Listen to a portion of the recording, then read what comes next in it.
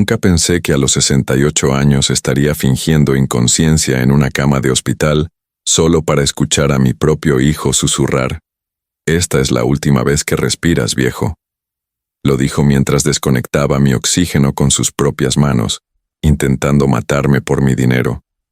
Antes de continuar, suscríbete a Historias de Venganza de Guillermo. Haz clic en la campana de notificaciones, porque tenemos nuevas historias todos los días.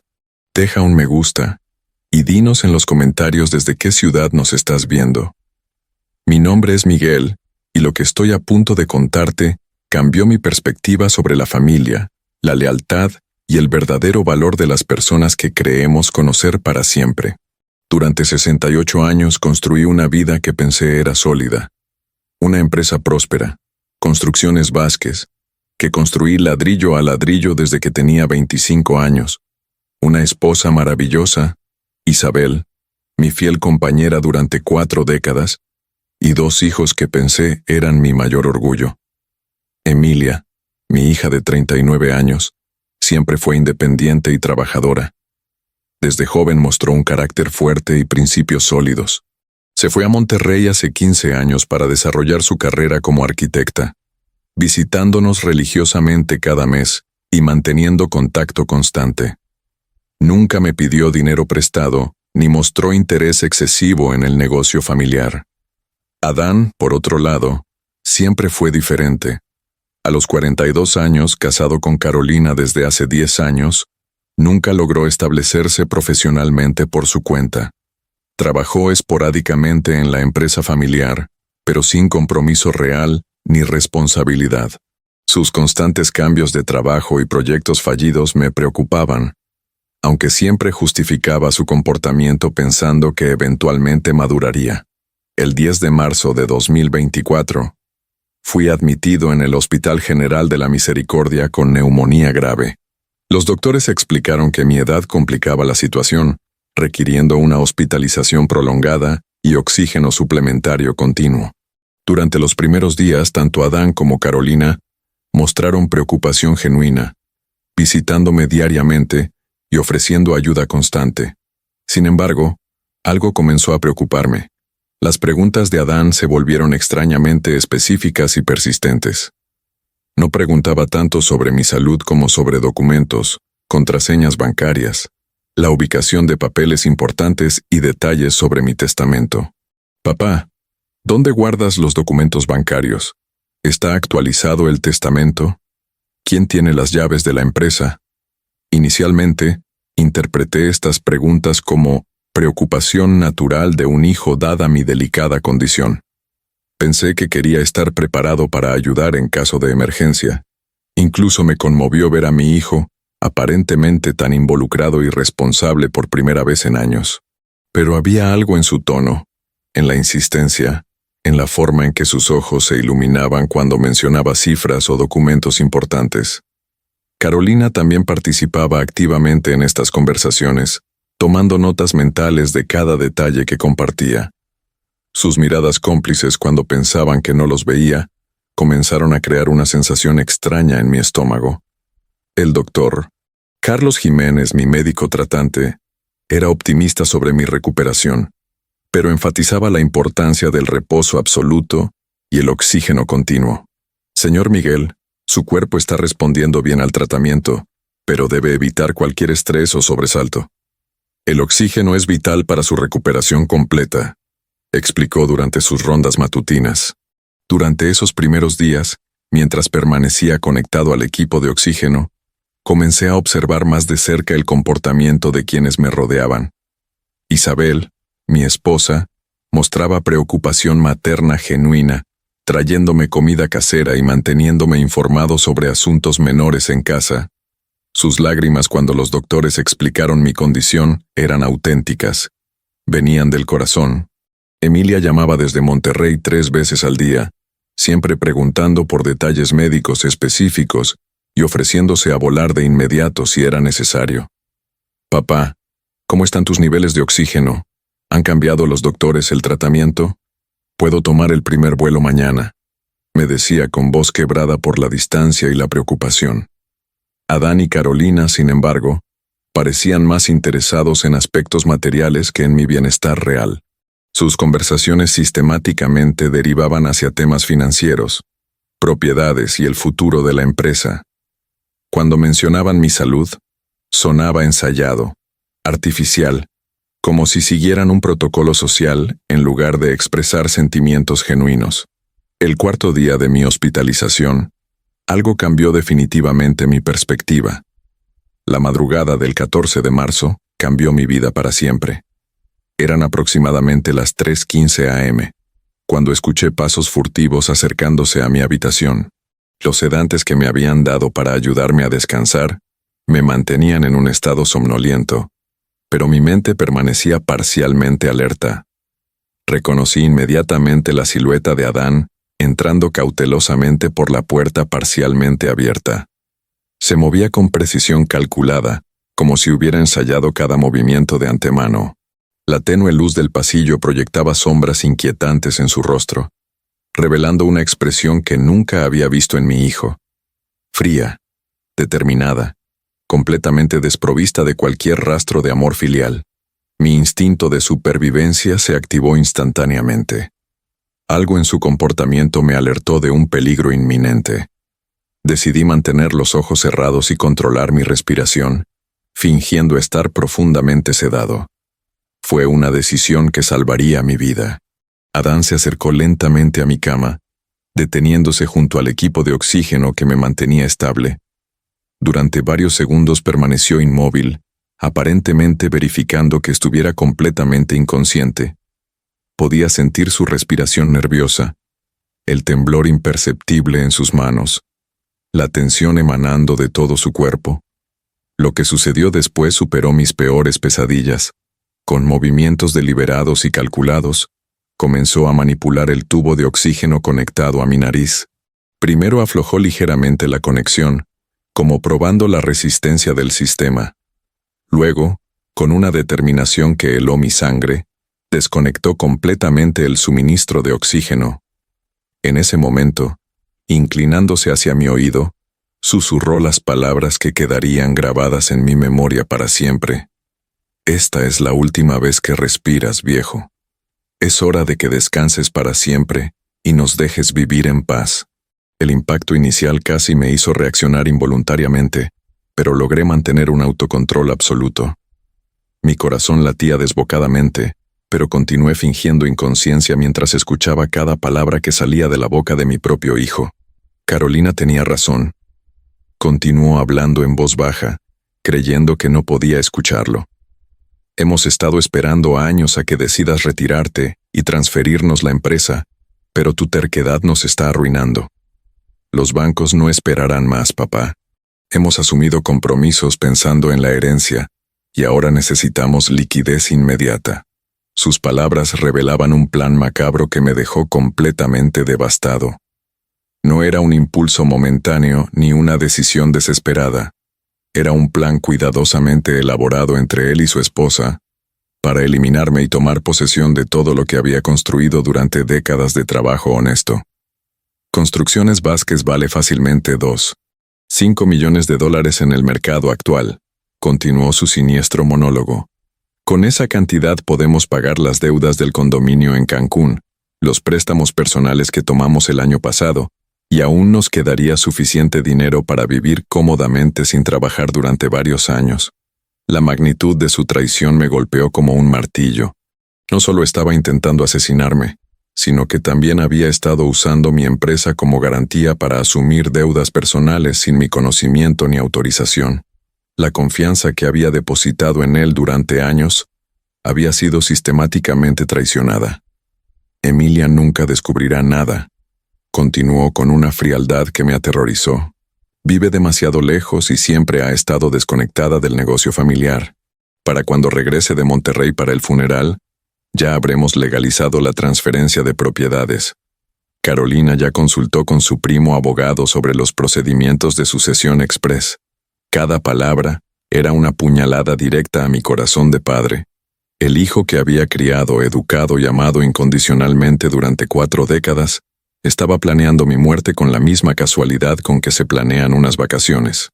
Permanecí aproximadamente 10 minutos sin oxígeno suplementario, sintiendo mi cuerpo comenzar a experimentar los primeros signos de privación. Mi entrenamiento mental desarrollado a lo largo de años tomando decisiones comerciales bajo presión me permitió mantener una calma externa mientras internamente luchaba contra el pánico y la desesperada necesidad de tomar una respiración profunda. Adán continuó hablando, aparentemente satisfecho con el progreso de su plan diabólico. Mañana por la mañana, cuando las enfermeras descubran que el equipo se desconectó accidentalmente durante la noche, será demasiado tarde. A tu edad y con neumonía, nadie sospechará nada extraño. Será clasificado como una fatalidad médica natural. La precisión de su planificación me mostró que esto no era un plan improvisado. Habían estudiado cuidadosamente mi condición médica, los protocolos del hospital, las rutinas del personal de enfermería, y habían calculado exactamente cómo ejecutar el crimen perfecto sin levantar sospechas. En ese momento crítico, cuando comenzaba a sentir mareos por la falta de oxígeno, escuché pasos acercándose en el pasillo del hospital. Los pasos se intensificaron rápidamente.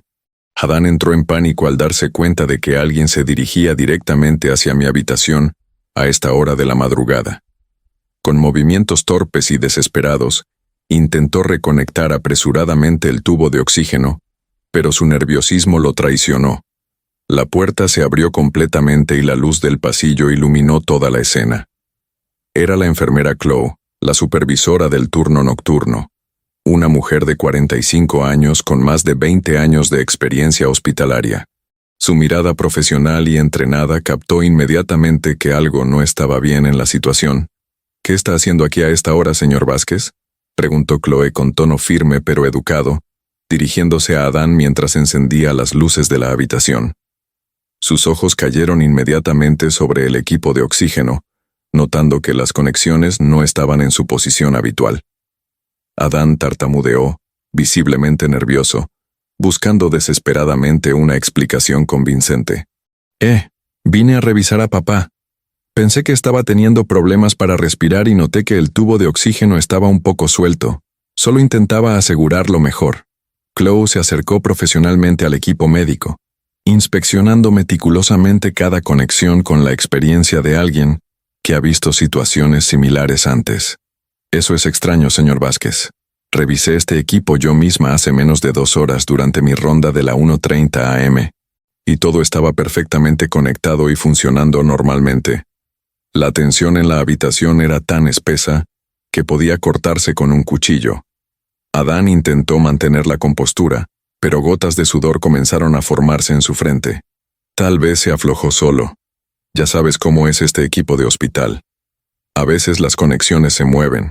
Mientras tanto, yo continuaba fingiendo estar profundamente sedado, pero internamente mi mente trabajaba a velocidad vertiginosa, procesando toda la información que había escuchado.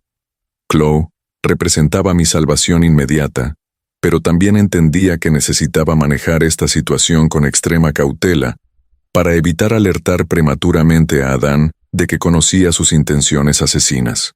Chloe tomó su pequeña linterna y examinó cuidadosamente mis signos vitales, verificando mi pulso, temperatura y niveles de saturación de oxígeno en el monitor digital. Los parámetros del señor Miguel muestran una irregularidad leve en los últimos minutos. La saturación bajó temporalmente, pero se está estabilizando nuevamente. ¿Es eso normal?, preguntó Adán, tratando de sonar preocupado pero sin poder ocultar completamente su nerviosismo.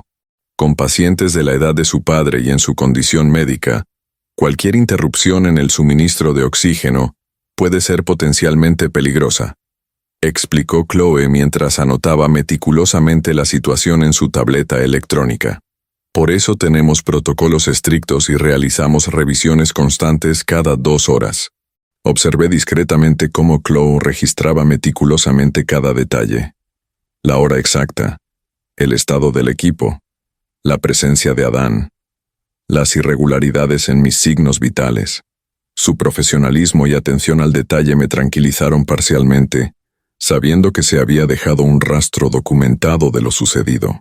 Señor Vázquez, aprecio su preocupación por su padre, Pero debo recordarle que las visitas fuera de los horarios establecidos requieren autorización previa del personal médico, continuó Chloe con firmeza diplomática.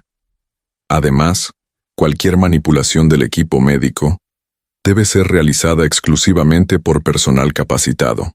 Adán asintió sumisamente, pero pude percibir la frustración y la ira contenidas en su expresión facial. Su plan perfecto había sido interrumpido en el momento más crítico, y ahora tenía que retirarse sin haber logrado su objetivo macabro. Por supuesto, enfermera. Solo estaba preocupado por papá. ¿Está segura de que está estable ahora?, preguntó, haciendo un último intento de obtener información sobre mi condición real. El señor Miguel está respondiendo adecuadamente al tratamiento. Sus signos vitales se han normalizado completamente, y el suministro de oxígeno está funcionando correctamente, respondió Chloe, mientras realizaba una revisión final del equipo.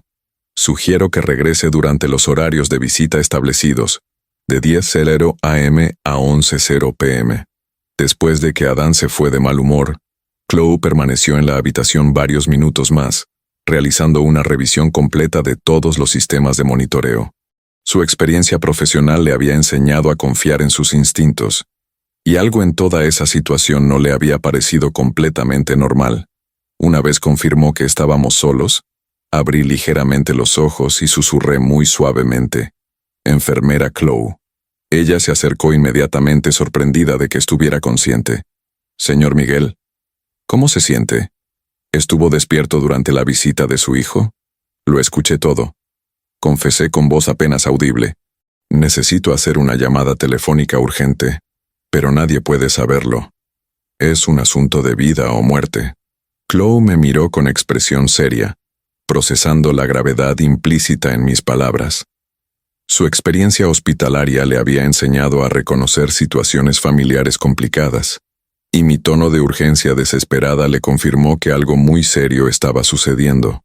«¿Qué necesita que haga, señor Miguel?», preguntó con profesionalismo y discreción absoluta. «Mi teléfono celular está en el cajón de la mesita de noche. Necesito llamar a mi abogado, Jaime Martínez. Es esencial que hable con él inmediatamente, antes de que mi hijo regrese mañana». Chloe recuperó discretamente mi teléfono y me ayudó a hacer la llamada. Eran las 4:20 de la madrugada, pero Jaime era un amigo de confianza de más de 20 años, y sabía que respondería a una emergencia genuina sin importar la hora. «Miguel, ¿qué ocurre? ¿Estás bien?», respondió Jaime con voz preocupada después del tercer timbre. «Jaime, necesito verte urgentemente en el hospital. Es una emergencia legal y personal que no puedo explicar por teléfono. ¿Puedes venir ahora mismo?». «Por supuesto, Miguel. Estaré ahí en 40 minutos máximo. ¿Necesitas que traiga algún documento específico?». «Trae todo lo relacionado con mi testamento actual y los documentos de incorporación de la empresa. Vamos a hacer cambios inmediatos y definitivos». Jaime llegó al hospital exactamente a las 5:10 a.m., vestido con traje formal y llevando su maletín de cuero negro. Chloe había coordinado discretamente su entrada, presentándolo al personal de seguridad como un consultor médico especialista que venía a evaluar mi caso por solicitud urgente de la familia. La estrategia funcionó perfectamente. En hospitales como el Hospital General de la Misericordia, las consultas médicas de emergencia a cualquier hora son completamente normales, especialmente para pacientes ancianos con complicaciones respiratorias. Jaime incluso había traído una bata blanca de doctor que usó como disfraz convincente. «Miguel, explícame exactamente qué sucedió», dijo Jaime una vez que Chloe nos dejó solos, asegurando la puerta y manteniendo una vigilancia discreta desde afuera. Le conté cada detalle de la experiencia traumática: la entrada furtiva de Adán, la desconexión deliberada del oxígeno, sus confesiones sobre planes prearreglados con Carolina, las deudas incurridas usando mi empresa como garantía sin autorización, y su frialdad calculada al planear mi asesinato como solución financiera. Jaime escuchó con expresión cada vez más grave, tomando notas detalladas en su blog legal. Su experiencia como abogado especializado en derecho familiar y sucesorio le permitió comprender inmediatamente las implicaciones legales y personales de toda la situación. «Miguel, Esto constituye intento de homicidio premeditado, explicó con absoluta seriedad. Pero antes de tomar cualquier acción legal, debemos proteger tus activos inmediatamente. Si Adán ha incurrido en deudas, usando la empresa como garantía, podrían embargar activos en cualquier momento. Por eso te llamé, Jaime. Necesito cambiar completamente mi testamento esta misma mañana. Adán debe ser excluido totalmente de cualquier herencia, y Emilia debe recibir todos mis activos y la empresa. Jaime abrió su maletín y sacó varios documentos legales junto con su computadora portátil. Tengo aquí tu testamento actual, fechado en septiembre de 2021, donde estableciste una distribución equitativa entre Adán y Emilia. ¿Estás completamente seguro de que quieres removerlo por completo? Esta decisión será irreversible. Absolutamente seguro, respondí sin ninguna hesitación. Un hijo que intenta asesinar a su propio padre por dinero no merece un solo dólar de lo que he construido toda mi vida. Emilia siempre ha mostrado integridad, independencia y valores sólidos. Ella será la única heredera. Durante la siguiente hora, Jaime redactó meticulosamente el Nuevo Testamento con especificaciones legales precisas. El documento establecía que Emilia Vázquez recibiría el 100% de Construcciones Vázquez, todas las propiedades inmobiliarias, cuentas bancarias, inversiones y cualquier activo de valor perteneciente a mi patrimonio personal. Simultáneamente, incluimos cláusulas específicas que invalidaban cualquier deuda o compromiso financiero incurrido por Adán usando mi nombre, mi empresa o mis propiedades como garantía. Estas protecciones legales eran esenciales para prevenir que sus acreedores reclamaran cualquier parte de mi patrimonio. También necesitamos contactar a Isabel inmediatamente para iniciar una investigación financiera completa, sugirió Jaime. Debemos identificar exactamente qué compromisos ha hecho Adán y con qué entidades bancarias o prestamistas. Isabel tiene acceso a todos los archivos del hogar y conoce la ubicación de documentos importantes. Ella puede revisar correspondencia bancaria, contratos y cualquier papeleo que Adán pueda haber firmado a mis espaldas. Confirmé. Llamamos a Isabel desde mi teléfono. Aunque eran las 6:30 de la mañana, ella respondió inmediatamente, su preocupación por mi salud evidente. Miguel, ¿cómo te sientes, amor? ¿Algo empeoró durante la noche? Preguntó con ternura genuina que contrastaba dramáticamente con las intenciones asesinas de nuestro hijo.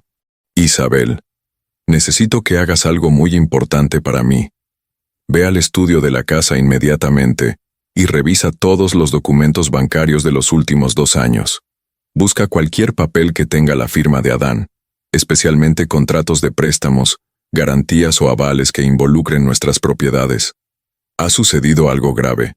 Miguel, tu voz suena muy tensa, percibió intuitivamente mi esposa. Te explicaré los detalles cuando vengas al hospital, pero es crucial que traigas toda la documentación que encuentres.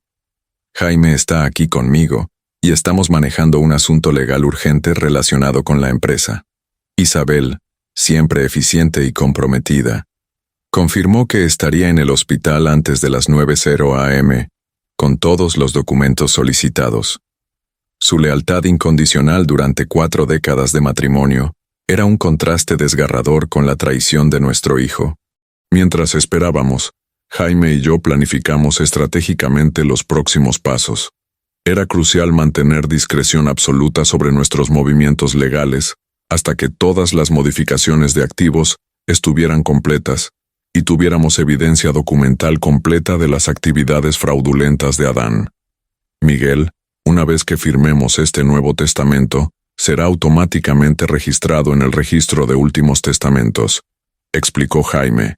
Sin embargo, también recomiendo que preparemos una declaración jurada detallando los eventos de esta mañana en caso de que necesitemos presentar cargos criminales más adelante.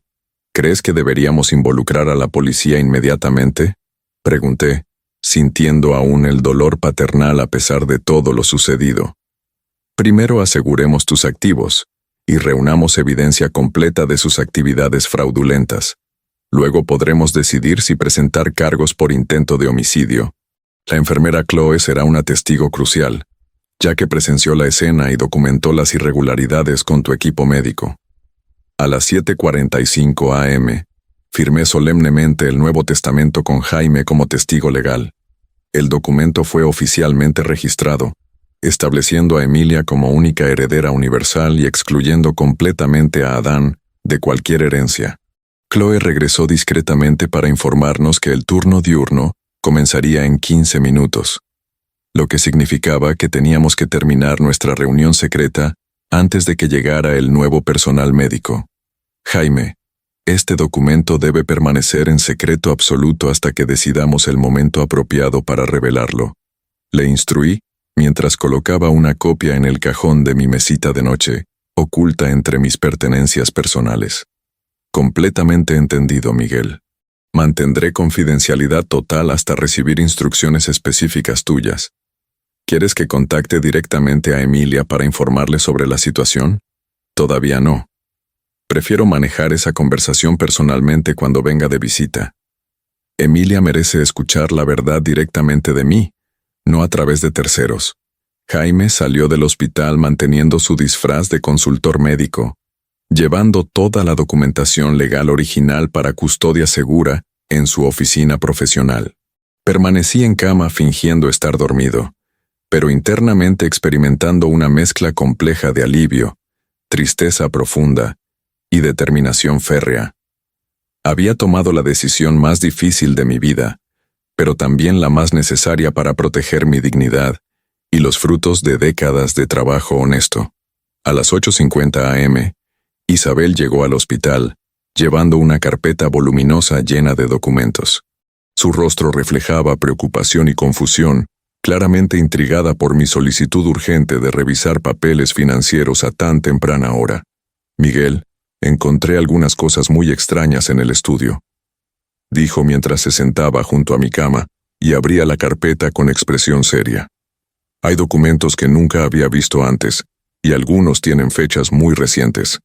Chloe, que se había convertido en nuestra aliada discreta, aseguró que tuviéramos completa privacidad, cerrando la puerta y colocando un letrero de «No molestar, consulta médica en progreso» en el exterior.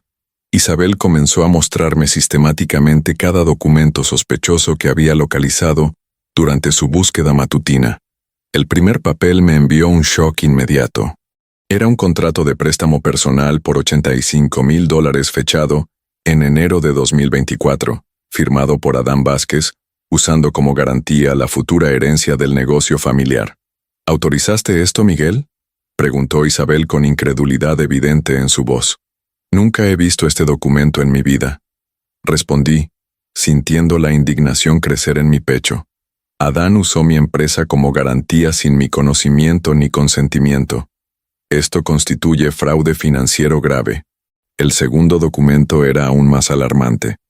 Una solicitud de hipoteca por $125,000 sobre nuestro condominio en Cancún, presentada por Adán y Carolina el pasado febrero, listando a Miguel Vázquez como avalista conjunto. Mi firma había sido pobremente falsificada. Isabel, compara esta firma con mi auténtica en cualquier documento oficial, pedí, señalando la falsificación obvia. Las diferencias son cristalinas para cualquier perito calígrafo. Continuamos revisando el resto de la documentación. Había recibos de pagos a prestamistas privados, facturas de artículos de lujo comprados a crédito, e incluso un contrato preliminar de venta del condominio de Cancún por $380,000, estableciendo que la transacción se completaría una vez formalizada la sucesión hereditaria. Miguel, según estos papeles, Adán y Carolina han asumido deudas totales de más de $180,000 en los últimos 6 meses, calculó Isabel, mentalmente sumando todas las cifras. Y todo está respaldado por propiedades que técnicamente todavía nos pertenecen. La magnitud de la traición financiera me dejó temporalmente sin palabras. No solo habían planeado mi asesinato, sino que también habían estado preparando meticulosamente el saqueo de mi patrimonio durante meses, falsificando mi firma y comprometiendo propiedades familiares sin autorización legal. En ese momento crítico, el doctor Carlos Jiménez entró a hacer su ronda médica matutina. Su expresión cambió inmediatamente al ver la carpeta de documentos esparcidos sobre mi cama y la tensión obvia en el aire. Buenos días, señor Miguel. ¿Cómo se siente esta mañana?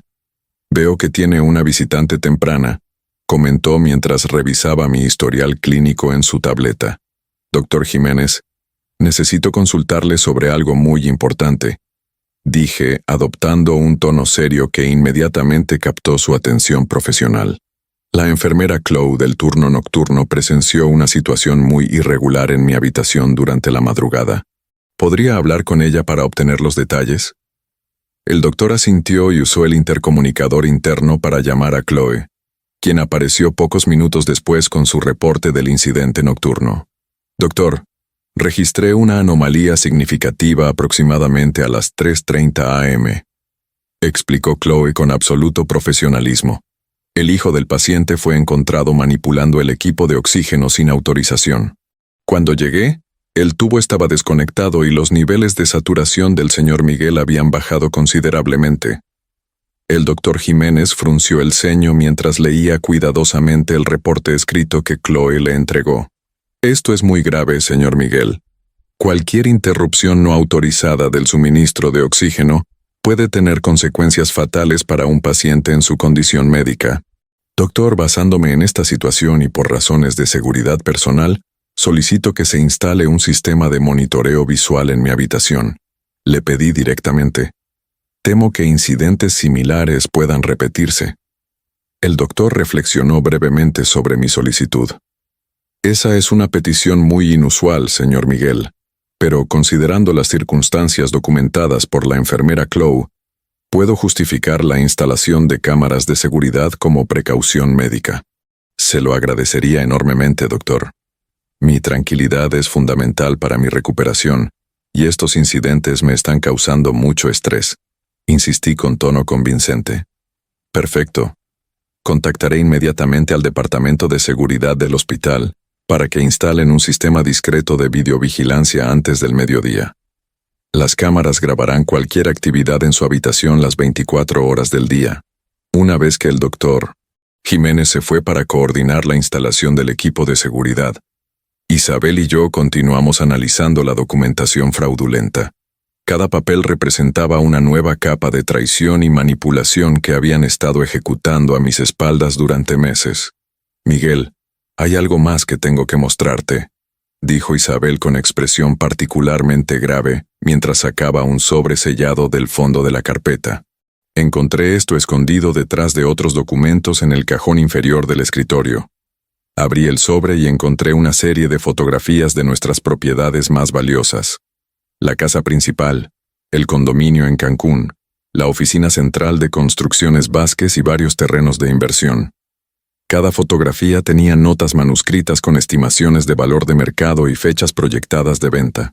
Isabel, esto prueba que han estado catalogando sistemáticamente todos nuestros activos para posterior liquidación. Analicé mientras examinaba cada imagen. Esto no fue un plan improvisado. Han estado preparando este saqueo durante mucho tiempo. La evidencia acumulada pintaba un cuadro devastador de premeditación, fraude y traición familiar que superaba mis peores expectativas. Adán y Carolina no solo habían planeado mi muerte, sino que también habían estado preparando meticulosamente la apropiación de todo mi patrimonio. ¿Qué hacemos ahora, Miguel?, preguntó Isabel con lágrimas en los ojos, claramente abrumada por la magnitud de la traición de nuestro hijo. Ahora esperamos, respondí con determinación fría. Las cámaras estarán instaladas antes del mediodía, y estoy seguro de que Adán regresará para intentar terminar lo que comenzó anoche. Esta vez tendremos evidencia visual irrefutable de sus intenciones asesinas. A las 11:45 am, técnicos especializados del Departamento de Seguridad del hospital terminaron de instalar discretamente 2 cámaras de alta definición en mi habitación. Una estaba estratégicamente posicionada para capturar toda el área del equipo médico, mientras la segunda ofrecía una vista panorámica completa de la habitación. El jefe de seguridad, un hombre experimentado llamado Roberto Castillo, personalmente me explicó el funcionamiento del sistema. Señor Miguel, las cámaras grabarán continuamente en alta resolución con audio ambiental. Todo se almacena automáticamente en nuestros servidores centrales, y también puede acceder a las grabaciones en tiempo real desde este monitor discreto. Me mostró una pequeña pantalla táctil instalada junto a mi cama, camuflada entre el equipo médico habitual. Si observa cualquier situación sospechosa, puede presionar este botón de alerta silenciosa, y el personal de seguridad vendrá inmediatamente sin hacer ruido. Isabel permaneció a mi lado toda la mañana, organizando meticulosamente toda la evidencia documental que habíamos compilado. Creamos un archivo cronológico completo de cada transacción fraudulenta, cada firma falsificada y cada compromiso financiero hecho ilegalmente por Adán, usando mi patrimonio. Miguel, Emilia llamó hace media hora preguntando por tu condición, me informó Isabel. Le dije que estabas estable pero que preferías descansar hoy. ¿Cuándo planeas contarle toda esta situación?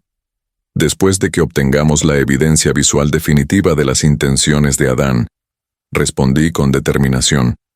Emilia merece conocer toda la verdad, pero quiero tener pruebas irrefutables antes de destrozar la imagen que tiene de su hermano. Durante la tarde temprana, varios miembros del personal médico hicieron sus rondas habituales, todos comentando positivamente sobre mi mejoría progresiva. Irónicamente, mientras mi salud física se recuperaba, mi mundo emocional se derrumbaba debido a la traición familiar. A las 2:30 p.m., el doctor Jiménez llegó con noticias médicas alentadoras. Señor Miguel, sus niveles de oxígeno se han estabilizado completamente y la infección pulmonar está respondiendo excelentemente a los antibióticos. Si continuamos con esta evolución positiva, podría considerar darle de alta del hospital en una semana. Doctor, ¿sería posible mantener mi apariencia de fragilidad durante algunos días más? Pregunté con una solicitud que claramente lo sorprendió. Por razones personales que prefiero no detallar, necesito que cualquier visitante me perciba como débil y vulnerable. El doctor me observó con curiosidad profesional, pero respetó mi privacidad. Puedo ajustar la medicación para mantener algo de somnolencia aparente, y podemos continuar con el oxígeno suplementario, aunque ya no sea estrictamente necesario. ¿Esto está relacionado con el sistema de seguridad que instalamos? Exactamente, doctor. Aprecio su comprensión y discreción absoluta, confirmé, sintiéndome aliviado de tener un aliado médico que entendía la gravedad de mi situación sin hacer preguntas innecesarias. Isabel se fue temporalmente a casa para preparar comida y traer ropa limpia, pero antes de irse, acordamos señales discretas para comunicarnos durante momentos críticos. Si algo grave sucedía, ella regresaría inmediatamente. El 16 de marzo amaneció con una tensión palpable en el aire. Había dormido intranquilamente, anticipando mentalmente los posibles escenarios que se desarrollarían durante el día. Las cámaras habían registrado una noche tranquila, pero mi instinto me decía que Adán regresaría pronto para completar su plan macabro. A las 10:15 a.m., exactamente como había anticipado, Adán apareció en la puerta de mi habitación. Llevaba flores frescas y una expresión de preocupación fingida que ahora podía identificar claramente como una actuación calculada. «Buenos días, papá. ¿Cómo te sientes hoy?», preguntó mientras colocaba las flores en un florero junto a la ventana. Su comportamiento parecía completamente normal para cualquier observador externo. Mantuve mis ojos medio cerrados y respiré con aparente dificultad, fingiendo estar más débil de lo que realmente estaba. «Adán, me siento muy cansado hoy», murmuré con voz apenas audible. «No te preocupes, papá. Los doctores dicen que tu recuperación va muy bien. Solo necesitas descansar y pronto estarás en casa con nosotros», respondió sentándose junto a mi cama con falsa ternura. Durante los siguientes 20 minutos mantuvimos una conversación superficial sobre temas cotidianos. Adán preguntó sobre mi apetito, mis niveles de dolor y mis expectativas de recuperación. Todo sonaba perfectamente normal, como cualquier conversación entre padre e hijo durante una hospitalización. Sin embargo, yo estaba observando discretamente cada uno de sus movimientos, esperando el momento en que revelaría sus verdaderas intenciones. Las cámaras estaban grabando silenciosamente cada palabra, cada gesto, cada expresión facial que más tarde serviría como evidencia legal irrefutable. A las 11:30 a.m., Adán se levantó y caminó hacia la ventana, aparentemente admirando la vista desde el hospital. «Papá, hay algo que necesito discutir contigo cuando te sientas con más energía», dijo sin volverse hacia mí. «¿Qué necesitas, hijo?», pregunté manteniendo mi actuación de extrema debilidad. «Es sobre la empresa, papá. Carolina y yo hemos estado pensando que tal vez deberías considerar transferir gradualmente la gestión a la siguiente generación. Ya tienes 68 años, y este susto médico nos ha hecho reflexionar sobre el futuro». Sus palabras confirmaban exactamente lo que había escuchado durante su confesión nocturna 2 días antes. Estaba iniciando la conversación que eventualmente lo llevaría a revelar sus planes criminales en cámara. «Adán, todavía no me siento preparado para esas decisiones importantes», respondí débilmente, dándole cuerda para continuar desarrollando su estrategia. «Entiendo perfectamente, papá, pero piénsalo. Construcciones Vázquez podría valer más de $2 millones si decidimos venderla en el momento adecuado. Con esa cantidad, tú y mamá podrían vivir cómodamente sin preocupaciones financieras por el resto de sus vidas». La codicia en su voz se hacía cada vez más evidente mientras describía sus planes para liquidar mi patrimonio. Continué fingiendo estar demasiado débil para procesar completamente sus sugerencias, lo que lo alentó a ser más específico y directo en sus propuestas. «Además, papá, Emilia vive en Monterrey y claramente no tiene interés en el negocio familiar. Sería más práctico que Carolina y yo nos encarguemos de todos los aspectos administrativos y legales», añadió mientras regresaba a sentarse junto a mi cama. Era exactamente la apertura que había estado esperando. «Adán, creo que necesito descansar un poco más», murmuré, cerrando completamente los ojos y relajando todo mi cuerpo para simular que había caído en un sueño profundo debido al agotamiento. Mi actuación funcionó perfectamente. Adán permaneció en silencio durante varios minutos, observándome, aparentemente verificando que estuviera completamente inconsciente. Podía sentir su aliento acercándose a mi rostro, probablemente comprobando la profundidad de mi supuesta inconsciencia. Una vez convencido de que estaba totalmente vulnerable, su comportamiento cambió drásticamente. Su voz adoptó el mismo tono frío y calculador que había escuchado en la madrugada del 14 de marzo.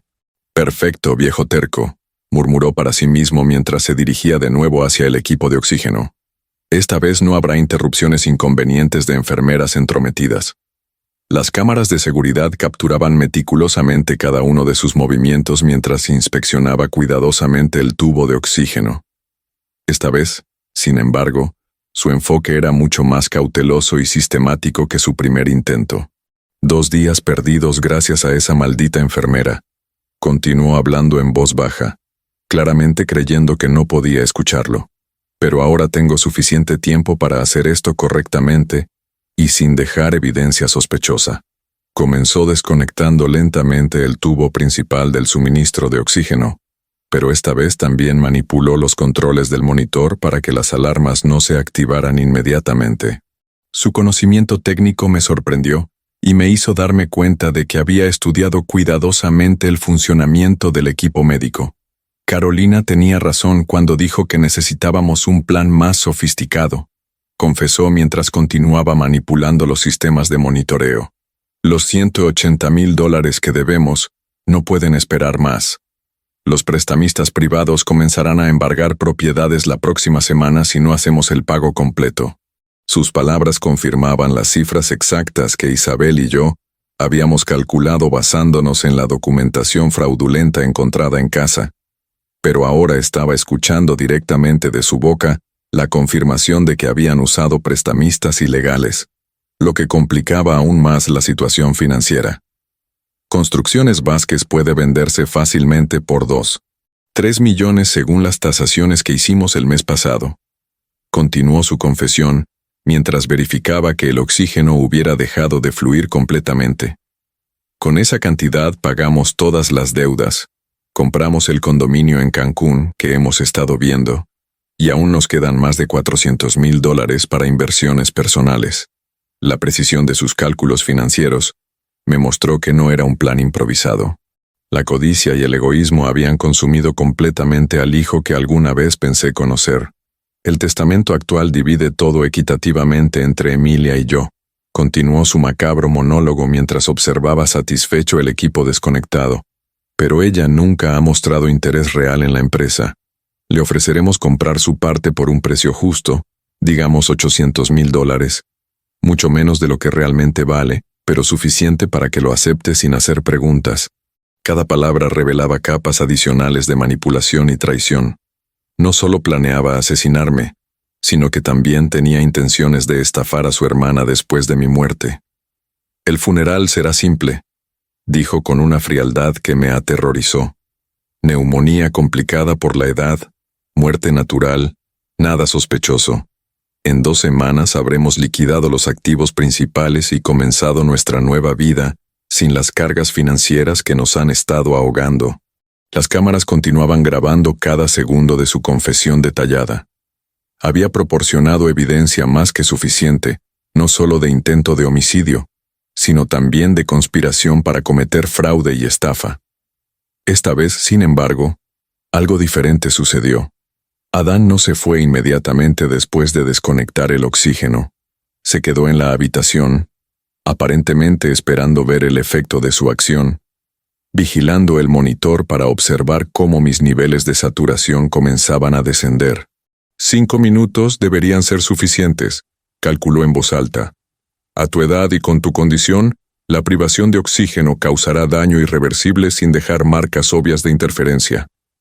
Mi entrenamiento en control respiratorio, desarrollado durante años de práctica de meditación para manejar el estrés empresarial, me estaba salvando la vida.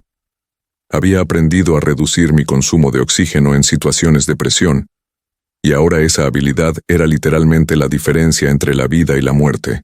Permanecí absolutamente inmóvil, controlando cada aspecto de mi respiración para minimizar mis necesidades de oxígeno, mientras esperaba. Sabía que las alarmas del monitor eventualmente alertarían al personal médico, pero necesitaba que Adán permaneciera en la habitación el mayor tiempo posible para que las cámaras capturaran la evidencia completa de sus intenciones. Después de lo que parecieron eternos 7 minutos, las alarmas del monitor finalmente comenzaron a sonar. Adán entró en pánico, dándose cuenta de que había cometido un error al permanecer demasiado tiempo en la escena del crimen. Intentó apresuradamente reconectar el tubo de oxígeno, pero sus manos temblaban tanto por los nervios que le tomó varios segundos preciosos completar la tarea. Justo cuando terminaba de asegurar la conexión, la puerta se abrió violentamente y 3 enfermeras entraron corriendo, seguidas inmediatamente por el doctor Jiménez. «¿Qué está sucediendo aquí?», demandó el doctor con autoridad mientras se dirigía rápidamente hacia mi cama para verificar mis signos vitales. Yo estaba aquí visitando a papá, y de repente las alarmas comenzaron a sonar. Tartamudeó Adán, intentando desesperadamente aparentar inocencia. Una de las enfermeras, llamada Patricia, examinó inmediatamente el equipo de oxígeno. «Doctor, el tubo principal estaba desconectado. La configuración del monitor también fue alterada para retrasar las alarmas». El doctor Jiménez me miró directamente a los ojos, y sutilmente asentí casi imperceptiblemente, señalándole que estaba consciente y que todo había sido deliberado. Su expresión cambió inmediatamente, comprendiendo la gravedad de la situación. «Señor Vázquez», dijo el doctor dirigiéndose a Adán con tono severo, «necesito que salga de esta habitación inmediatamente. El señor Miguel requiere atención médica urgente». «Pero doctor, yo solo», intentó protestar Adán. «Ahora, señor Vázquez, el personal de seguridad lo acompañará fuera», interrumpió firmemente el doctor Jiménez mientras hacía una señal a través del intercomunicador. Roberto Castillo, el jefe de seguridad, apareció en la puerta junto con 2 guardias uniformados. «Señor Vázquez, por favor acompáñenos. Hay algunas preguntas que necesitamos hacerle sobre los incidentes en la habitación de su padre». La cara de Adán palideció visiblemente mientras era escoltado fuera de mi habitación. Sabía que su plan había fracasado completamente y que ahora enfrentaba consecuencias graves. Una vez que se fue, Abrí completamente los ojos y respiré profundamente el oxígeno restaurado. Doctor Jiménez, lo grabó todo, ¿verdad? Pregunté con voz clara y fuerte, abandonando completamente mi actuación de debilidad. Cada segundo, señor Miguel, confirmó el doctor con expresión seria. Las cámaras de seguridad documentaron toda la secuencia. Su hijo deliberadamente desconectó su oxígeno, manipuló el equipo de monitoreo y permaneció en la habitación esperando ver el efecto. Esto constituye intento de homicidio con premeditación. Necesito que contacte inmediatamente a mi abogado Jaime Martínez y también a la policía, instruí. Es hora de que esto termine definitivamente. En los siguientes 30 minutos, mi habitación del hospital se transformó en una escena de investigación criminal. 2 detectives de la División de Crímenes Graves de la Policía de la Ciudad de México llegaron para tomar mi declaración oficial. El detective principal, un hombre de unos 50 años llamado Ricardo Mendoza, se sentó junto a mi cama con una grabadora digital. Señor Vázquez, entiendo que ha experimentado situaciones muy traumáticas. Por favor, cuénteme todo desde el principio, con el mayor detalle posible. Le relaté meticulosamente cada evento. La primera tentativa de asesinato en la madrugada del 14 de marzo, las confesiones que escuché mientras fingía estar inconsciente, el descubrimiento de documentos fraudulentos y finalmente la segunda tentativa capturada completamente en video pocas horas antes. El detective Mendoza tomaba notas exhaustivas mientras me escuchaba. Señor Vázquez, lo que describe constituye múltiples delitos graves: intento de homicidio calificado, fraude documentario, falsificación de firmas y apropiación indebida de activos. ¿Está dispuesto a presentar cargos formales contra su hijo y su nuera? La pregunta me golpeó con fuerza emocional. A pesar de todo lo sucedido, seguía siendo mi hijo. Pero también sabía que no había alternativa. Sí, detective. Estoy dispuesto a presentar todos los cargos necesarios. Un hijo que intenta asesinar a su padre por codicia no merece protección ni clemencia. Entiendo lo difícil que debe ser esta decisión, dijo el detective con empatía genuina. Necesitaremos acceso completo a las grabaciones de seguridad, los documentos fraudulentos que mencionó, y declaraciones de testigos, particularmente de la enfermera que presenció el primer incidente. Jaime llegó al hospital poco después acompañado de Isabel y, para mi sorpresa, de Emilia, quien había tomado el primer vuelo desde Monterrey al enterarse de que algo grave estaba sucediendo. «Papá, ¿qué está pasando?», preguntó Emilia con los ojos llenos de lágrimas mientras se acercaba rápidamente a mi cama. Mamá me llamó diciendo que había una emergencia familiar grave. Tomé las manos de mi hija y con Isabel a mi otro lado, les conté toda la horrible verdad. Ver la devastación en el rostro de Emilia mientras procesaba que su propio hermano había intentado asesinarme fue uno de los momentos más dolorosos de mi vida. No puedo creerlo, papá. Adán siempre fue problemático, pero nunca pensé que fuera capaz de algo tan monstruoso. Sollozó Emilia, cubriéndose el rostro con las manos. El detective Mendoza esperó respetuosamente a que tuviéramos nuestro momento familiar antes de continuar con el interrogatorio. Emilia proporcionó información valiosa sobre el comportamiento de Adán durante los últimos años, incluyendo conversaciones sospechosas sobre dinero y herencias que ahora cobraban un significado completamente diferente. Hace aproximadamente 8 meses, Adán me llamó preguntando cuánto valdría mi parte de la empresa si algún día decidiéramos venderla, recordó Emilia. En ese momento me pareció una conversación casual, pero ahora entiendo que ya estaba planificando todo esto. Jaime presentó formalmente todos los documentos fraudulentos que habíamos compilado, organizados cronológicamente con anotaciones legales detalladas. El detective Mendoza fotografió meticulosamente cada página como evidencia oficial para el caso criminal. Señor Vázquez, basándonos en la evidencia presentada, procederemos inmediatamente a arrestar a Adán Vázquez y Carolina Vázquez por múltiples cargos, confirmó el detective. También solicitaremos órdenes judiciales para congelar cualquier activo que puedan tener y prevenir que abandonen el país. Roberto Castillo, el jefe de seguridad, trajo las grabaciones completas de ambos incidentes en una memoria USB sellada oficialmente. Detective, aquí está toda la evidencia audiovisual. Las grabaciones muestran claramente las acciones deliberadas del señor Adán Vázquez, incluyendo sus confesiones verbales mientras creía que su padre estaba inconsciente.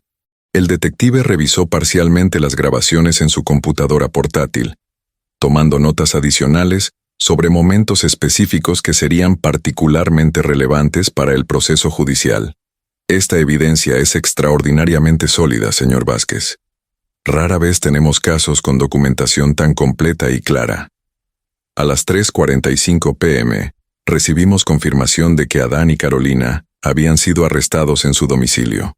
Los agentes ejecutaron simultáneamente órdenes de cateo, confiscando computadoras, documentos financieros y cualquier evidencia adicional relacionada con sus actividades fraudulentas. Carolina aparentemente intentó destruir documentos cuando los agentes llegaron, pero fue detenida antes de poder completar la destrucción de evidencia. Este acto adicional de obstrucción a la justicia se agregaría a los cargos en su contra. Durante los siguientes días, mientras continuaba mi recuperación en el hospital, el caso contra Adán y Carolina se fortalecía constantemente. Los investigadores descubrieron capas adicionales de fraude que ni siquiera habíamos detectado inicialmente. Resultó que Adán había falsificado mi firma en más de 15 documentos diferentes durante los últimos 18 meses, comprometiendo no solo el condominio de Cancún, sino también otros activos que yo desconocía por completo.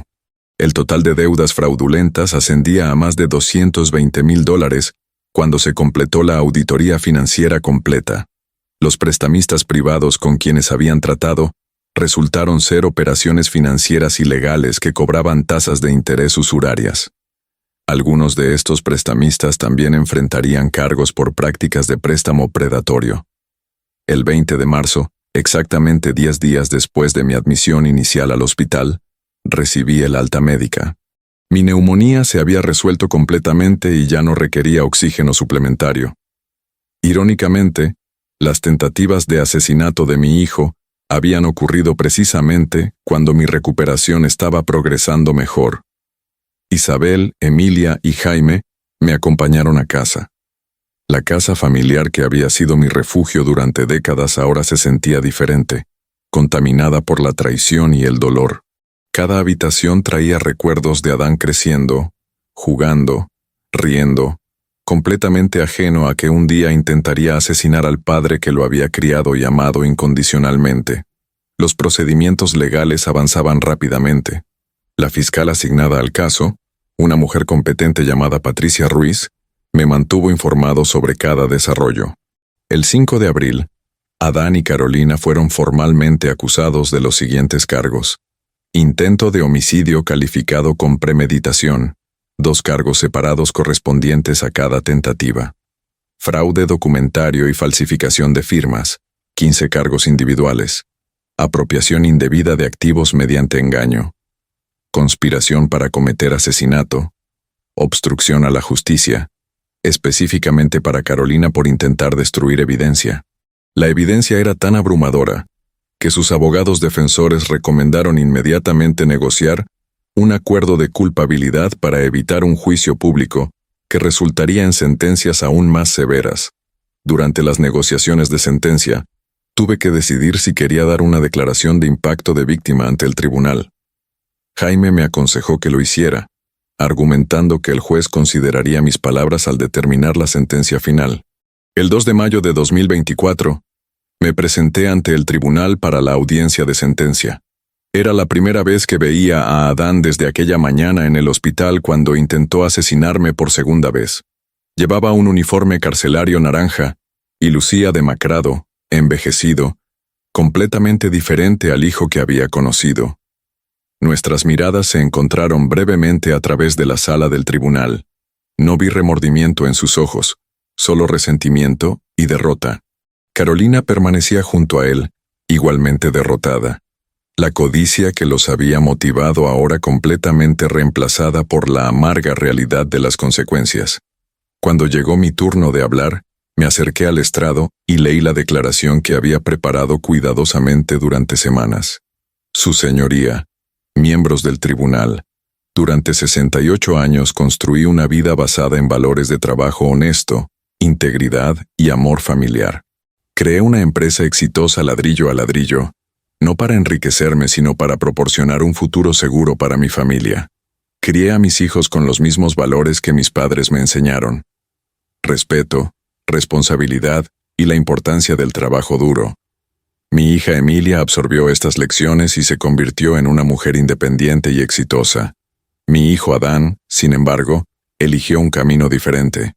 La traición que he experimentado va más allá de las tentativas de asesinarme o del fraude financiero. Representa la destrucción completa de la confianza que un padre tiene en su hijo. Cada vez que cierro los ojos, escucho sus palabras susurrando: «Esta es la última vez que respiras, viejo», mientras deliberadamente desconectaba mi oxígeno. No busco venganza, su señoría. Busco justicia y protección para que ningún otro padre anciano tenga que experimentar el terror de ser asesinado por sus propios hijos, motivados por pura codicia. Las acciones de Adán y Carolina no fueron impulsos momentáneos, sino planes cuidadosamente premeditados ejecutados con frialdad calculada. Por lo tanto, solicito respetuosamente que el tribunal imponga sentencias que reflejen la gravedad de sus crímenes y sirvan como advertencia de que la vida humana, especialmente la de nuestros padres ancianos, tiene un valor que no puede ser sacrificado en el altar de la codicia material. Mi declaración tuvo un impacto visible en la sala del tribunal. Varios miembros del jurado tenían lágrimas en sus ojos. El juez, un hombre de unos 60 años llamado Arturo Fernández, escuchó con atención absoluta. Después de escuchar los argumentos finales de ambas partes, el juez Fernández pronunció su sentencia. Este es uno de los casos más perturbadores que he presidido en mis 25 años en el sistema judicial. La traición familiar combinada con premeditación calculada representa lo peor de la naturaleza humana. Adán Vázquez es sentenciado a 15 años de prisión por intento de homicidio calificado, fraude documentario y conspiración criminal. Carolina Vázquez es sentenciada a 12 años de prisión por complicidad en intento de homicidio y fraude documentario.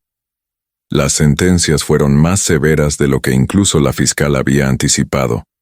El juez explicó que la premeditación extrema, las múltiples tentativas y el abuso de confianza familiar justificaban penas máximas dentro de los parámetros legales.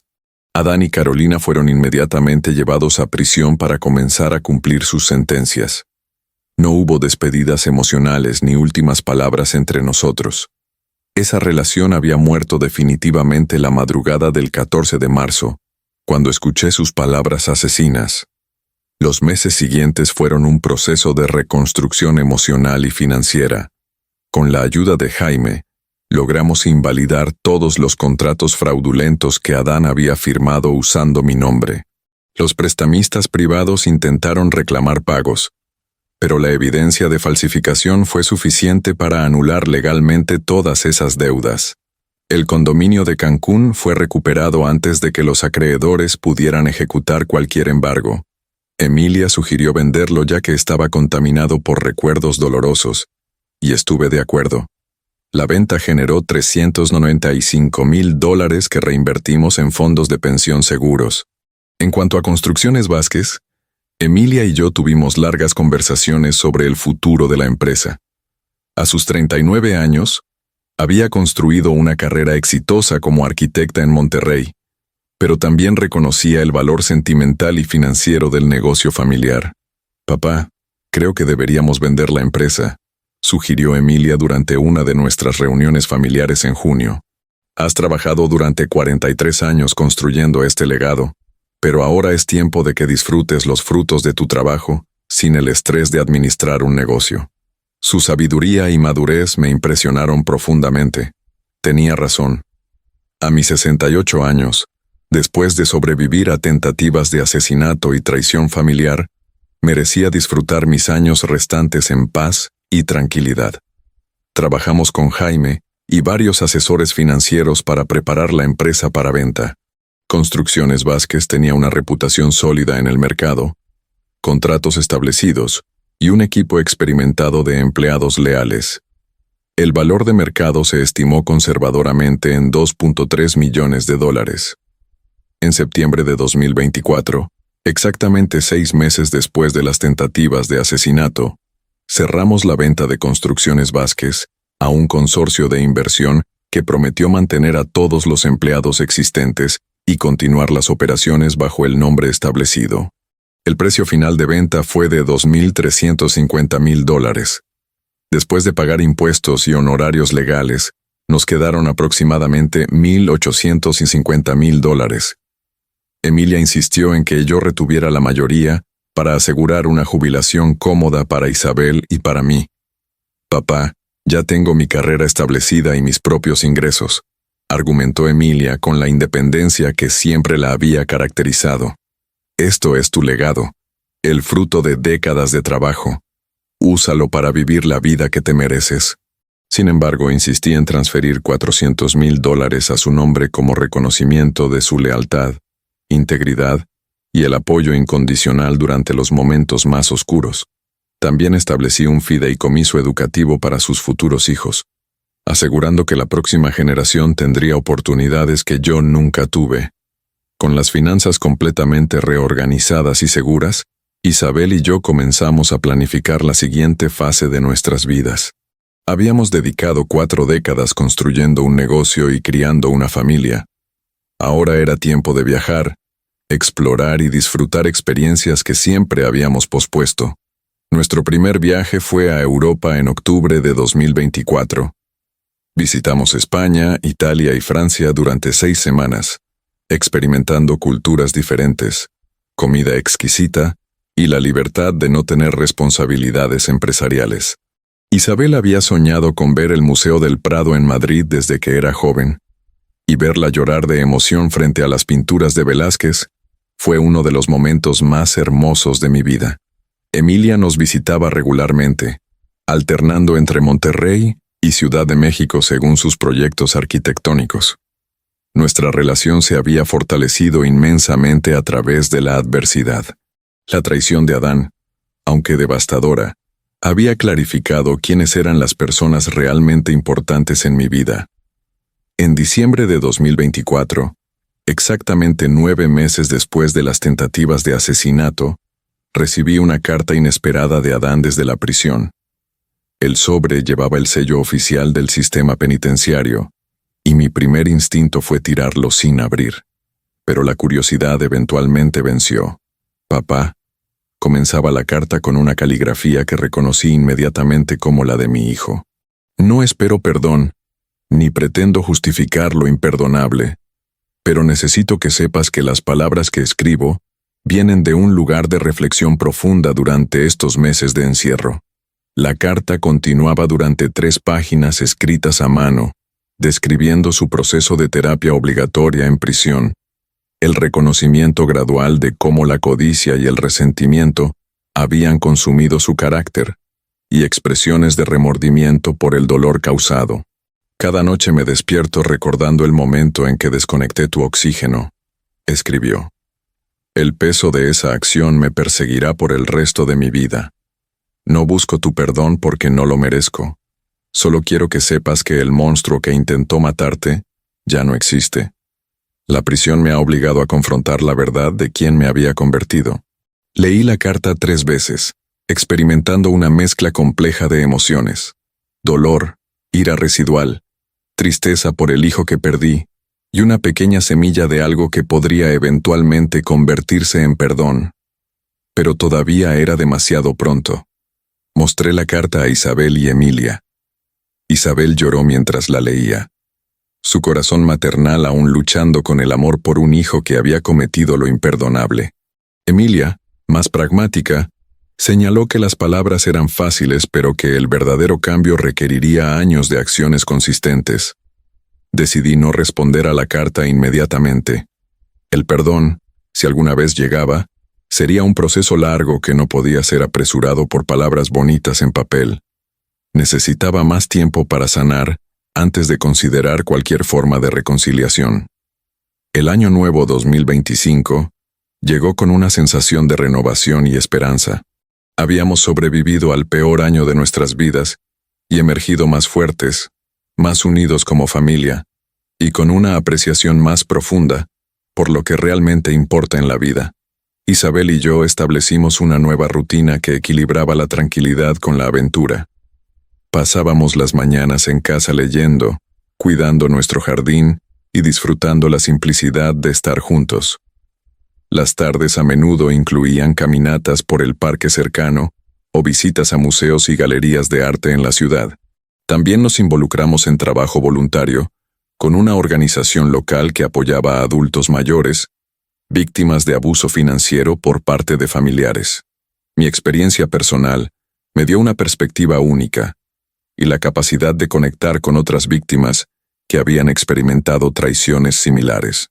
Durante una de estas sesiones de voluntariado, conocí a un hombre de 72 años, llamado Eduardo, quien había sido estafado por su propia hija por más de $300,000 durante varios años. Su historia resonaba dolorosamente con la mía, y pudimos compartir nuestras experiencias en un espacio seguro, donde ambos nos sentíamos comprendidos. Miguel, ¿cómo lograste encontrar paz después de lo que te hizo tu hijo?, me preguntó Eduardo durante una de nuestras conversaciones privadas. Honestamente, Eduardo, sigo trabajando en ello cada día. Respondí con absoluta sinceridad. Algunos días son más fáciles que otros. Lo que me ha ayudado es enfocarme en las relaciones que sí funcionan. Mi esposa, mi hija Emilia, amigos verdaderos como Jaime. También he aprendido que el perdón no significa olvidar o excusar, sino liberar el veneno del resentimiento que nos destruye desde adentro.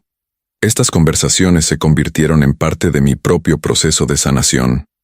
Ayudar a otros a navegar traumas similares me daba propósito y perspectiva. Descubrí que mi experiencia dolorosa podría servir como guía y consuelo para otros que enfrentaban situaciones comparables. En marzo de 2025, exactamente un año después de las tentativas de asesinato, organizamos una reunión familiar especial. Emilia viajó desde Monterrey. Jaime se unió con su esposa, y varios amigos cercanos que nos habían apoyado durante los momentos más oscuros también asistieron. Quiero agradecer a todos ustedes por su apoyo inquebrantable durante el año más difícil de mi vida, dije, mientras levantaba mi copa durante la cena. Hace un año exacto, estaba acostado en una cama de hospital escuchando a mi propio hijo planear mi muerte.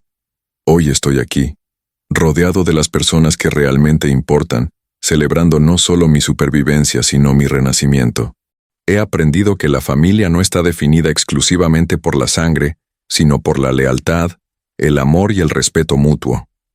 Todos ustedes son mi verdadera familia, y les estaré eternamente agradecido. Los aplausos y las lágrimas emocionadas llenaron la habitación. Fue un momento de cierre simbólico, marcando el final de un capítulo oscuro y el comienzo de uno nuevo lleno de posibilidades.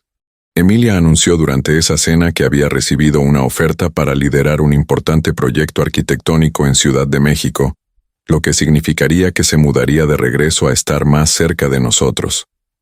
La noticia nos llenó de alegría.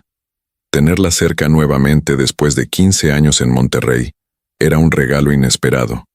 En abril de 2025, recibí una segunda carta de Adán. Esta era más breve pero parecía más auténtica que la primera. No pedía perdón ni hacía promesas grandiosas. Simplemente compartía detalles sobre sus sesiones de terapia y el trabajo que estaba haciendo para comprender las raíces psicológicas de sus acciones.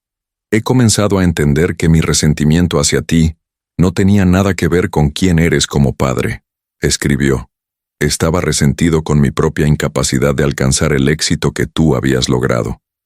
En lugar de trabajar para crear mi propio camino, proyecté mi fracaso en ti y desarrollé una narrativa donde eras el obstáculo para mi felicidad. Ahora veo lo distorsionada y tóxica que era esa perspectiva. Esta carta resonó más profundamente que la primera, porque mostraba introspección genuina, en lugar de simplemente pedir perdón. Decidí responder brevemente, no ofreciendo perdón todavía, pero reconociendo su proceso de reflexión. Adán, reconozco el trabajo que estás haciendo para entenderte a ti mismo. El perdón, Si llega, será un proceso largo que requiere mucho más que palabras. Por ahora, enfócate en tu propia sanación y crecimiento personal. El tiempo dirá si nuestro camino eventualmente nos llevará a alguna forma de reconciliación. Miguel. Fue la primera comunicación entre nosotros desde la sentencia. No significaba reconciliación, pero era un primer paso microscópico hacia algo que podría eventualmente parecer más humano que el frío silencio que había existido durante un año. Isabel opinaba que mantener algún nivel de comunicación era saludable, no necesariamente para Adán, sino para mi propia paz interior. El resentimiento nos envenena más a nosotros que a aquellos que lo merecen, me recordó sabiamente. Durante el verano de 2025, Isabel y yo realizamos un segundo viaje importante, esta vez a Japón. Siempre habíamos quedado fascinados por la cultura japonesa, especialmente su filosofía sobre el envejecimiento digno y el respeto a los ancianos. Visitamos templos antiguos, participamos en ceremonias de té tradicionales y experimentamos la hospitalidad japonesa que trata a los adultos mayores con reverencia en lugar de verlos como cargas. En Kioto, visitamos el Templo Dorado y hablamos con un monje budista anciano sobre el concepto del perdón. El perdón no significa que lo que sucedió esté bien, explicó el monje a través de un traductor. Significa que ya no permitiremos que eso controle nuestra paz interior. Es liberación, no aprobación. Sus palabras resonaron profundamente conmigo. Llevaba más de un año aferrándome a la ira justificada contra Adán, y aunque esa ira era completamente válida, también reconocía que me estaba costando energía emocional que preferiría invertir en experiencias positivas. De regreso en México en septiembre de 2025, tomé una decisión significativa. Contacté al capellán de la prisión donde Adán estaba encarcelado y solicité información sobre su comportamiento y progreso durante los 16 meses de encarcelamiento. El capellán, un hombre llamado Padre Raúl, me informó que Adán había sido un interno modelo, participando activamente en programas de rehabilitación, terapia de grupo y clases educativas. Señor Vázquez, veo muchos internos que simplemente cumplen tiempo, pero su hijo parece genuinamente comprometido con entender y cambiar los patrones de pensamiento que lo llevaron aquí, explicó el Padre Raúl. ¿Cree que su arrepentimiento es genuino o simplemente un acto para obtener reducciones de sentencia? Pregunté directamente. En mi experiencia, el arrepentimiento performativo es relativamente fácil de identificar, respondió el capellán. Lo que veo en Adán es una transformación genuina, aunque dolorosa. No puedo garantizar que el cambio sea permanente, pero puedo decir que está haciendo el trabajo interno necesario. Esta información no cambió instantáneamente mis sentimientos, pero proporcionó contexto adicional que lentamente comenzó a suavizar las capas más duras de mi resentimiento. No estaba listo para el perdón completo, pero tal vez estaba acercándome a una aceptación de que las personas pueden cambiar, aunque ese cambio nunca borre completamente lo que hicieron. En octubre de 2025, Emilia finalmente completó su mudanza de regreso a Ciudad de México. Compramos una hermosa casa moderna en un barrio tranquilo cerca de la nuestra, permitiéndonos tener proximidad sin invadir su espacio personal. Ver a mi hija establecerse exitosamente, completamente por sus propios méritos, llenaba mi corazón de un orgullo que contrastaba agudamente con la vergüenza y el dolor asociados con Adán. Durante la cena de inauguración de la casa de Emilia, ella compartió noticias emocionantes. Papá, mamá, conocí a alguien especial. Se llama Daniel, es ingeniero estructural, y hemos estado saliendo durante los últimos 6 meses. Quiero que lo conozcan pronto. La alegría que sentimos ante esta noticia era indescriptible. Después de todo el dolor y la traición familiar, escuchar sobre el amor floreciendo en la vida de Emilia era como un bálsamo curativo.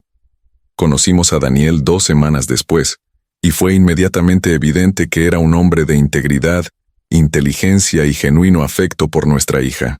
Señor Vázquez, Emilia me ha contado sobre las dificultades que su familia ha enfrentado, dijo Daniel durante nuestra primera cena juntos.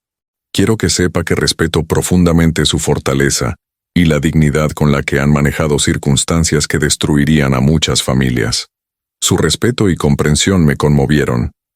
Aquí estaba un joven que no nos juzgaba por el drama familiar, sino que reconocía nuestra resiliencia.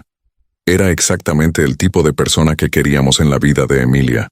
Mientras 2025 llegaba a su fin, reflexioné sobre los casi 2 años transcurridos desde aquella madrugada del 14 de marzo de 2024, cuando escuché por primera vez las palabras asesinas de mi hijo. El viaje desde ese momento de terror absoluto hasta esta relativa paz había sido largo, doloroso y transformador. Había perdido a un hijo, pero había ganado una comprensión más profunda sobre lo que realmente constituye familia. Había enfrentado mi propia mortalidad y emergido con una apreciación renovada por cada día. Había visto el peor lado de la naturaleza humana, pero también había experimentado su mejor versión a través del apoyo inquebrantable de Isabel, Emilia, Jaime y tantos otros. En diciembre de 2025, recibí una tercera carta de Adán. Esta vez no pedía nada ni ofrecía justificaciones extensas. Simplemente compartía que había completado un programa de rehabilitación cognitivo-conductual de 1 año y que por primera vez en su vida adulta sentía que estaba comenzando a entenderse a sí mismo honestamente. Papá, he llegado a comprender que el perdón que necesito primero es mi propio perdón hacia mí mismo, escribió. Durante décadas, viví culpando a otros por mis fracasos. A ti, a las circunstancias, a la sociedad. Ahora entiendo que mis elecciones fueron mías, y las consecuencias son responsabilidad exclusiva mía. Esto no disminuye la magnitud de lo que hice. Solo significa que finalmente estoy asumiendo completa responsabilidad, sin excusas ni evasiones. Esta carta reflejaba un nivel de madurez que nunca antes había visto en Adán. No solucionaba nada ni borraba el pasado, pero mostraba un crecimiento genuino que reconocí como potencialmente auténtico. Compartí la carta con Isabel, Emilia, Jaime y el padre Raúl, buscando perspectivas diversas sobre cómo responder. Las opiniones variaban. Isabel, siempre maternal, sentía que debíamos ofrecer algún camino hacia eventual reconciliación. Emilia era más cautelosa, recordándome que las palabras son fáciles, pero que el verdadero cambio requiere años de acciones consistentes. Después de mucha reflexión, decidí visitar a Adán en prisión. Sería nuestra primera interacción cara a cara desde aquella mañana en el hospital, cuando intentó asesinarme por segunda vez. No iba con intenciones de perdonarlo completamente, ni de restaurar nuestra relación a lo que fue.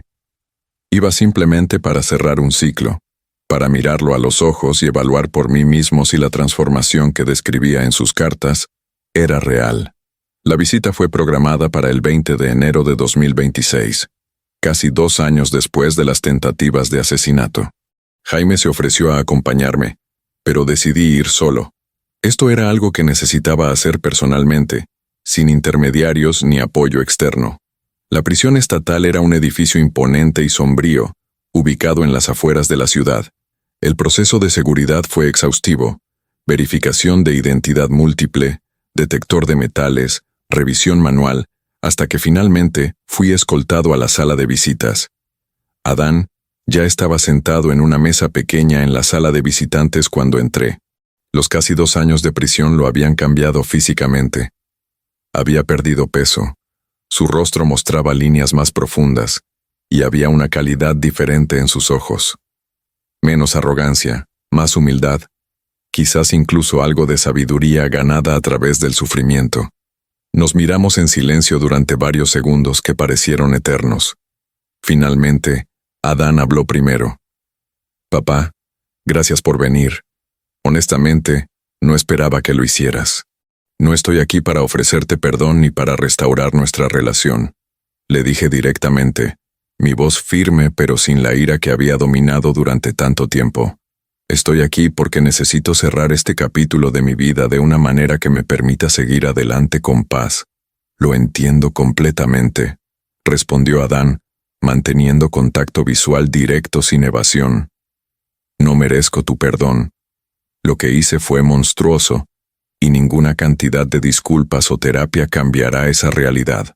Entonces, ¿qué es lo que quieres de esta conversación?, pregunté. Nada, papá.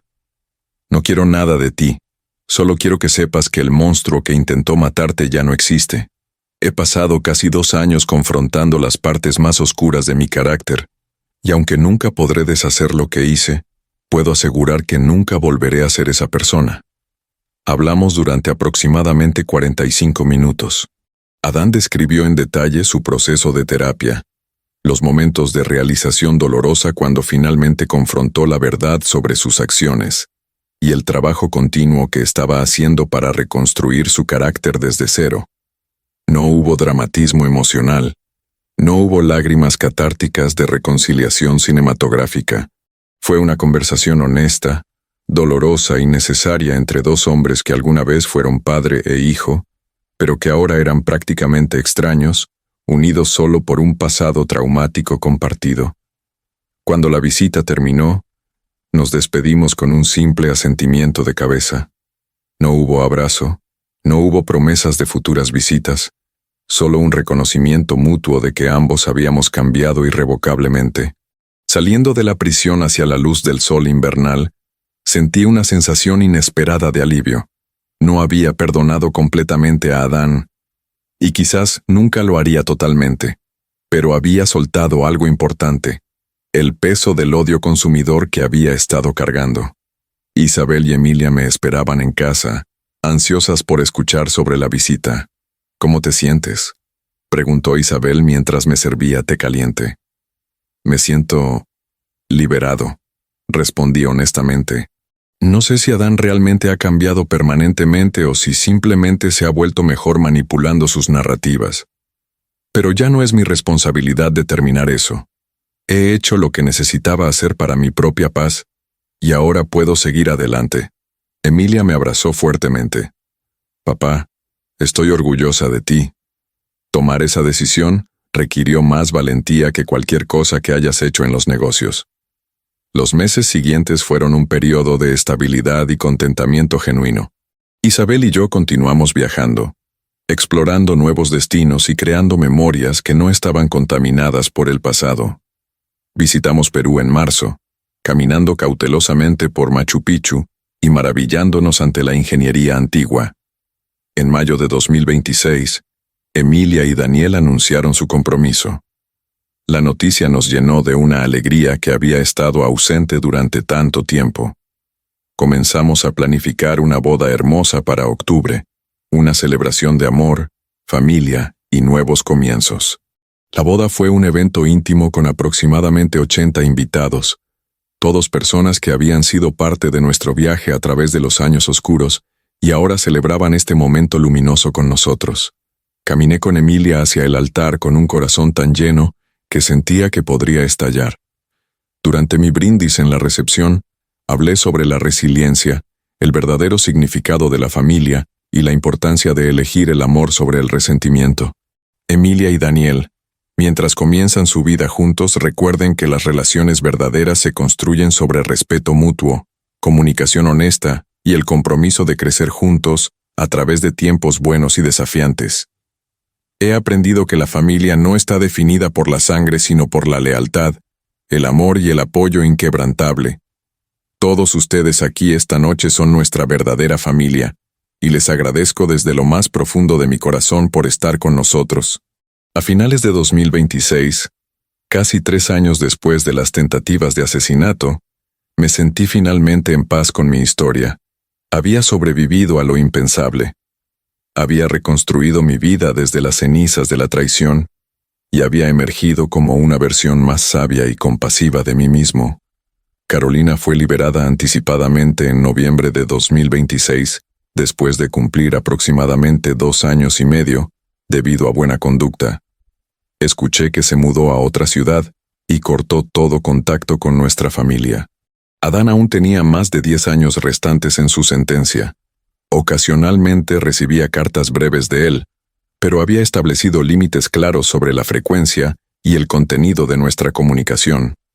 No estábamos reconstruyendo una relación padre-hijo, pero habíamos alcanzado un acuerdo civilizado donde podíamos coexistir en universos separados, sin el veneno del odio activo. En enero de 2027, celebré mi 70º cumpleaños, rodeado de Isabel, Emilia, Daniel y un grupo íntimo de amigos verdaderos.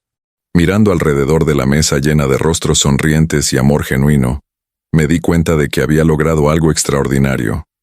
Había transformado una tragedia devastadora en una oportunidad para redefinir lo que realmente importa en la vida.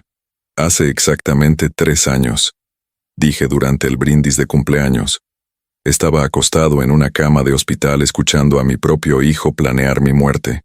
Hoy estoy aquí, vivo, amado y rodeado de personas extraordinarias que me recuerdan cada día que la vida, a pesar de sus tragedias, vale la pena vivirla plenamente. He aprendido que el verdadero éxito no se mide en millones de dólares o empresas construidas, sino en la calidad de las relaciones que cultivamos y la integridad con la que vivimos nuestras vidas. Gracias a todos por ser parte de mi viaje y por recordarme que, incluso en los momentos más oscuros, siempre hay luz si sabemos dónde buscarla.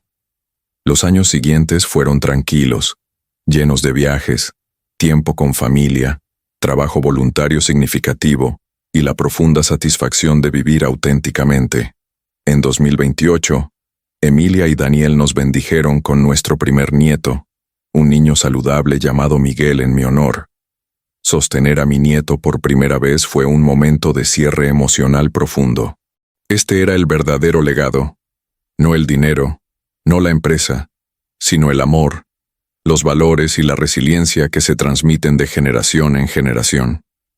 La historia de mi supervivencia y recuperación eventualmente se convirtió en parte del trabajo de concientización que hacía con la organización que apoyaba a víctimas de abuso financiero por ancianos.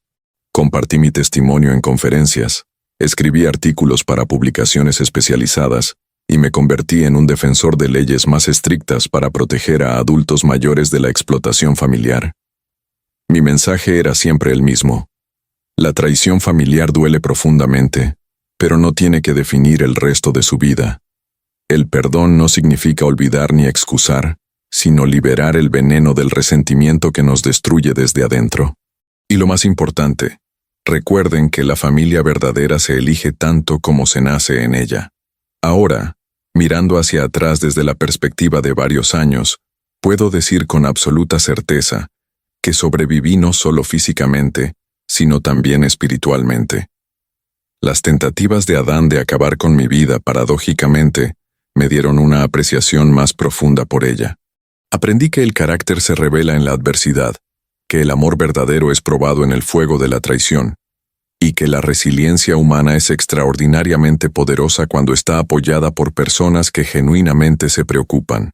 Mi relación con Adán nunca será lo que fue. Ese padre e hijo murieron en aquella habitación de hospital en marzo de 2024. Pero en su lugar emergió algo diferente. 2 individuos que comparten una historia dolorosa, que han hecho las paces con sus respectivos roles en esa historia, y que han elegido vivir sus vidas separadas de manera que honre las lecciones aprendidas. Esto es lo que queda después de que tu propio hijo intenta matarte. Cicatrices que nunca desaparecerán completamente, pero que eventualmente se convierten en recordatorios de tu fortaleza en lugar de tu dolor.